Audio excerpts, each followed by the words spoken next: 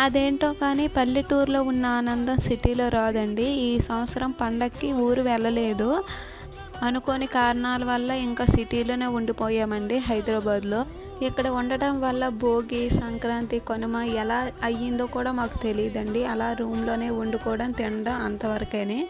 మహా అయితే బయటకు వెళ్తాం. కానీ ఊర్లోన పిండి వంటలతో, అక్క చెల్లెలతో అంతమంది ఊరంతా వేరు వేరు ఊర్లో ఉన్న వాళ్ళు కూడా ఇంకా తన సొంత ఊరు వస్తారండి సంక్రాంతికి. మెయిన్ మన తెలుగువారి పండుగ ఏంటంటే సంక్రాంతే కదండి. అంత పెద్ద పండుగని మన తెలుగు ప్రజలు ఎలా చేసుకుంటారో ఓన్లీ పల్లెటూరులో మాత్రమే బాగా తెలుస్తుంది. నేను ఈ సంవత్సరం చాలా అంటే చాలా బాగా మిస్ అయ్యానండి.